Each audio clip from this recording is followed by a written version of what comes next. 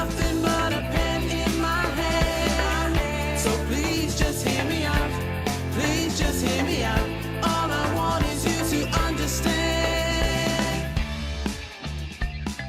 So the Can Jam band, that's your main band right now? That's my main band right now. And how often do you guys play? We play we play at least once or twice every other week now. Actually, we were on a hiatus for a few weeks. Everyone was on vacation. Now that we're coming back, and we start up again at the Temple Bar in Gamlestan. And that should be fun, actually, because we're kind of missing each other at this particular point and playing. So this will be a good beginning and reunion, and we'll have other bands playing with us as well. And it's enjoyable to come and to see other people coming with their instruments, and they're like, okay, and they're waiting because, we'll perform for like a half an hour and then have a break, and then the jam begins and everyone comes up. You play like a proper set, and then it turns into sort of like a open jam like format, like somebody just starts on something else and other people join in, or? Yeah, we usually, we play our own set, and then then after that, usually the jam will start. And one of the guys in our band, we usually start the jam, and they'll just start playing something. With a bass player will start playing, or the guitarist will start playing something in whatever beat that they just happen to be playing, and everyone has to catch it. Everyone has to catch it. And then, I have two other vocalists, singers who sing with me, and there might be an ooh and an ah in there. There might be a song that maybe they know that this song goes to this particular beat, and they'll start singing that particular song. That's and with this different arrangement, which is always really cool, because then you hear that same, like you say, you hear that same song with a whole different background beat, and it's like, oh, okay, that sounds cool. And is that where the Can Jam name comes from? Like, is that the Can Jam experience? The Can Jam, where you can jam. Yeah, that's yes. Yeah. So how did that idea come about? There was a young man who was here about a year and a half, 2 years ago, who put us all together. His name is Cristiano Can, and he put us all together. And we started performing at a few of the places, one or two places here in Stockholm. And we ultimately got a regular gig over at Copperfield's Pub. And it was, the Can Jam band, and people come and we perform.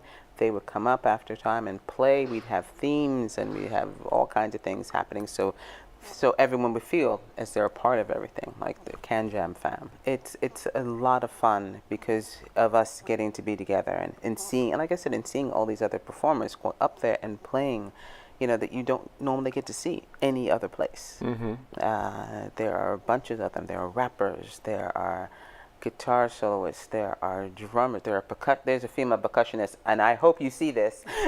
We want you to come back. And the talent here in Stockholm is amazing, and it's so nice to see them come up and perform and just improv, just do their thing. So I think that is the quintessential thing about music, that everyone can do it. Everyone has that in them to do it, and to be able to improvise with people that you don't know. That is huge. That is huge, and I think that makes for great music all the time. All right, so if you could have me listen to maybe one Swedish artist that is relatively unknown in the U.S., who might it be? Okay, yeah, I had to think about that one too. Yeah. And I think he's not a popular artist here, but he's known. His name is Per-Erik Hallin. And I met him actually through my choir. He has been performing since the mid to late 60s. He's a pianist, and he played with Elvis, and wow. But it's just so moving listening to his texts. It's mostly in English, and his texts are so moving and very touching and to the heart. And if you ever watch him or listen to him play, you know that this is deep down. This is coming from really deep inside, and it reflects. I mean, to the point that you cry, or you smile, or you just want to be in that moment with him. And he is one of those artists that I think, because of the genre where he sits in music, he's not some popular Måns Zelmerlöw, because he won the Eurovision a year or two ago. He's not, so popular like that, but he does have a huge following because of, I think, the Christian music that he does write, as well as the folk music that he does write. Interesting. I think it's very, very, it touches a lot. I think him, and for a female, I think Py Beckman. She's very popular here, but I don't think she gets enough credit especially for her songwriting, which is also absolutely unbelievable from what I've read and what I've heard. And she's also very popular here as well. She's written many songs for other artists, and they have gone off the charts. One of them is Stad I Ljus, which is City in Light, and it's mostly sang during Christmas time by an artist who's, what's his name? Tommy Herberry, I think that's his name, who sings it. But those two artists in particular, I think, stand out the most. Within Swedish music, is it still common to hear like traditional or folk songs? I think there is still a lot of folk songs, but I think when it comes to like that popular layer of music, I think it still ranges on that international side, where you have like that pop culture that kind of rises above. That's still like the skim of everything. You still have the folk music when the tradition calls for it. Those always come up. Those songs are always there when they have the holidays or the birthdays or certain traditions. They're always there. But when it comes, I think, overall, the international side of it all, you still have that pop culture that's always on the top, and that you hear mostly from the States and from here as well. Do you think that when they're doing the Eurovision Song Contest, it's just music for music's sake, or do you think there's like a policy objective that sometimes countries have behind it? There are times when you're never sure of what kind of statement someone is possibly trying to make. Are they singing this song because it means something to them? Is it means something to their country? Is it just something that's popular and that it should be out there? And there are even some songs that are said that, well, that's a great song, but it's not a Eurovision song. So and then I'm thinking, well, what is a Eurovision song if that's popular but not a Eurovision song? So I think I don't think it depends on the year or the era, but I think it just depends on the country themselves, or what popularity of music there is at that particular time. Because once Eurovision approaches and you hear all these different types of music and the meaning they have for a lot of them, and then you find out even the meanings for a lot of them, especially the ones who are in Italian and different languages. But if you just heard them in their own language, you think, well, this is a very beautiful song, or this has this energy that it must mean something, if you knew what the text was. But I think this past year was actually very interesting, because most of the songs, from what I can remember, that I really liked at least, had a more worldly meaning to it than most of the times. It's not about love and this and that other thing. It had a love, but it was a love for world and things that have happened, and being free or living your life. A lot of the songs had that in it as well, which I thought was very good, because a lot of people need that, in any language. How do you think music can be used to shape opinions about somebody from a particular place or country, or dialogue between countries?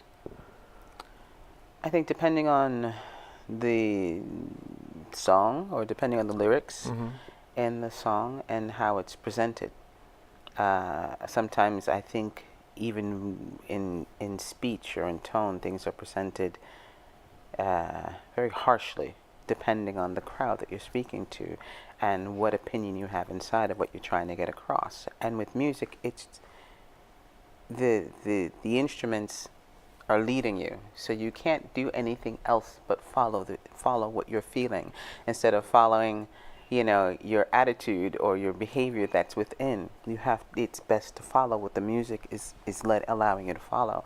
And I think that carries over much better than screaming at somebody, or getting an attitude, or hitting somebody or sucking your teeth or throwing a desk or something like that. Those words maybe put into into a music, or into a lyric that someone is saying, okay, I can appreciate that, or I can listen to that. Maybe they might not get it the first time, but they might listen to it again and again and again, and something always absorbs. It's in there. If they're remembering to listen to it again or wanting to listen to it again, then it's penetrating in some way, shape, or form.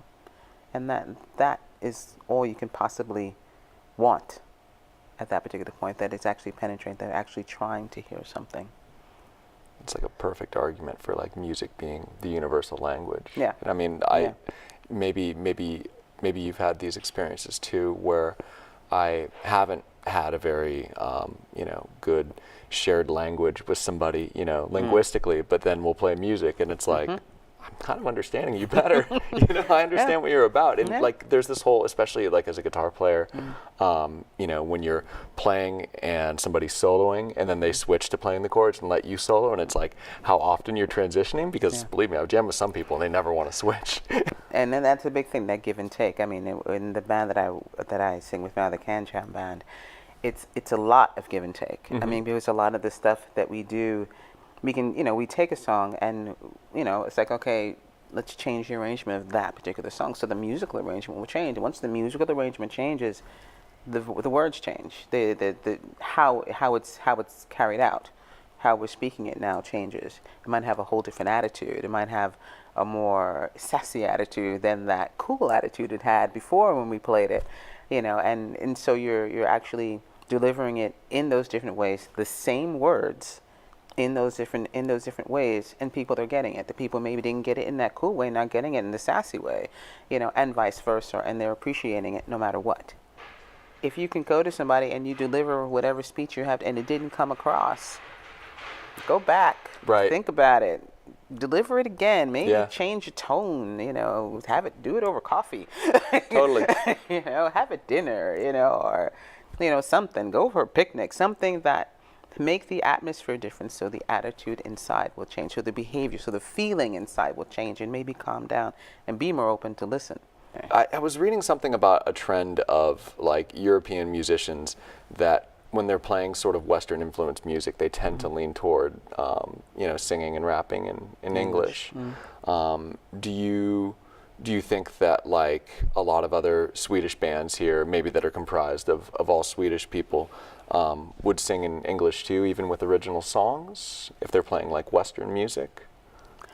They might. I mean, some of them who wanna, if they wanna have a very good crossover, then of course they go into English as well, and translate over into English and have it fit. I have a friend who performs with us, and he comes to the jams a lot. His name is Vladimir. Wonderful writer, songwriter, and performer, and he raps in English and in Spanish and in Swedish. Cool. And it's amazing just to listen to him and hear him, and to go back and forth. And at times it doesn't. We have another rapper who raps in French, and a few times we had to tell him. I said, look, even if half the people don't understand what you're saying in French, if you express it the right way, like you said, with music, just if you just play something, if you don't understand what someone's saying, if you express it in the right way, people will get what you mean. It doesn't matter if they don't understand every word that you're saying, especially if it's a whole different language. And a lot of times, I mean, there aren't a lot of people who speak French, but that are usually there in the group, but they get it. There's always something where they get it. And but from what I've seen, a lot of the groups here that are very popular, to be mainstream, a lot of their stuff is going into English. But I think there are a lot of the stuff that they also sing is very good and should be, in Swedish, and should be performed that way. Do you think like these, musical interactions between people of different countries, sometimes in an improvisational jam, sometimes playing other people's songs, do you think governments should actively sponsor these activities? I think the government should have, there should be some kind of flow in government that can connect the culture, not even all of them, but at least a few of them, together here in Sweden. I think yesterday when I was traveling, I was going someplace in town, and there, I don't know what it was, but there was in Sergels they were having some African festival down in there that I had no clue was happening, and then I was like, okay, I have this cake, okay, I can stay. You know, and that kind of thing, depending on who, you know, how it's funded, or that is something that is quintessential here, especially in Sweden, to consider the fact that all of these cultures are here and they need to be learned because we're here, you know, and it shouldn't be, like I said, even with the language barrier, people think, no, I don't want to go into Swedish culture because I feel that they're losing something, when they have to learn that everything is a gain. Learning about the African culture is a gain. Learning about Iran and Iraq and all those other cultures, all of those things are gains to learn about the world. You know, everything is not on TV. Everything is not just from the U.S. on a screen. Right. You have the chance to learn those things and to be in it with those people and to ask the questions that you need to ask. And that's what should be done. And for these festivals or huge festivals or that they fund, that maybe the groups fund themselves, yes, I think government-wise there should be a larger funding and connection, because even in the particular governments there are different races there, and they should be pushing that even more because there are so many nationalities that exist here now, especially now. Just believe, and one day you shall be free. I'm a big city poet.